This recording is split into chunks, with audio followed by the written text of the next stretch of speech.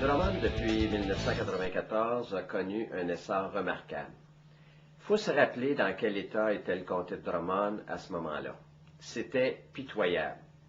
Notre hôpital était sur le bord de la fermeture. Rappelez-vous que même à ce moment-là, les femmes de Drummond ne pouvaient même plus accoucher ici et de nombreux patients étaient transférés soit à Trois-Rivières, soit à l'Hôtel-Dieu d'Arthabasca. La 55 s'était pas doublée et c'était même pas dans les plans des libéraux de doubler cette route-là, bien qu'il y avait eu plusieurs accidents mortels.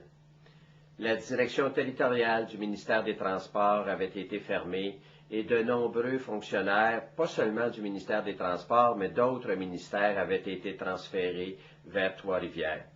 On s'est retrouvé aussi, comme comme héritage libéral, le site d'enfouissement de Saint-Nicéphore. C'est ça l'héritage des libéraux dans Drummond, et moi j'ai toujours dit que aucun parti n'a fait aussi mal à Drummond que le Parti libéral du Québec. Depuis 1994, ça va beaucoup mieux dans Drummond et ça va de mieux en mieux. Notre hôpital a été rénové, agrandi, réaménagé et on y offre de nombreuses spécialités maintenant, l'hémodialyse, les examens de résonance magnétique peuvent se faire ici. On a pu recruter de nombreux spécialistes, des médecins également. L'essor économique qu'a connu Drummond, les milliers d'emplois qui ont été créés, tout ça fait en sorte que nous sommes maintenant cités en exemple partout à travers le Québec. Et même Claude Piché, qui est chroniqueur à la presse, dernièrement, lors d'une conférence à Drummondville, disait que Drummond méritait des félicitations et Drummond, c'était la deuxième région au Québec au niveau de son dynamisme économique. La 55 aussi, depuis ce temps-là, a été doublée. De nouveaux programmes ont pu être offerts au cégep, alors qu'auparavant, les nouveaux programmes, ça s'en allait toujours du côté de Trois-Rivières.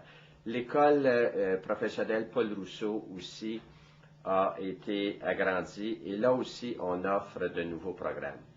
Il y a un dynamisme chez nous et moi, j'y ai contribué parce que j'ai travaillé en concertation avec les gens de Drummond, j'ai travaillé en étroite collaboration avec les gens de Drummond. Je ne suis pas comme une autre candidate, la candidate libérale, qu'on voit se sortir la tête pour une campagne électorale, se cacher par la suite, on ne sait où, pendant 4 ans, se ressortir la tête, se recacher par la suite encore pendant 4 ans, se ressortir la tête. Ce que ça prend dans Drummond, ça prend quelqu'un de présent. Et effectivement, j'ai été présent, j'ai été au service des gens, j'ai travaillé en collaboration avec tout le monde, sans partisanerie, et les résultats sont là. J'ai pris des engagements aussi dans le cadre de la présente campagne. J'entends, entre autres, réaliser le centre mère-enfant en concertation aussi avec les gens du milieu.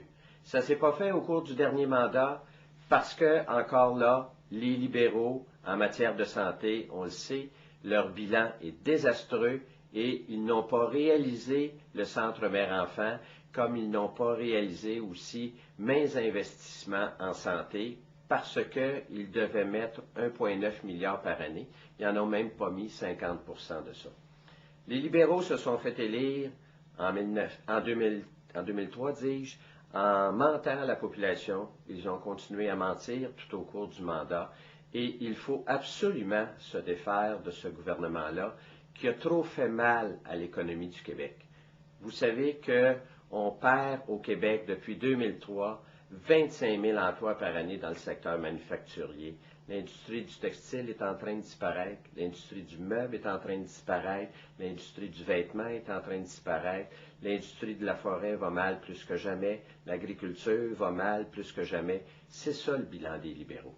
Il faut lancer le Québec, il faut le reconstruire, parce que les libéraux ont trop fait mal au Québec.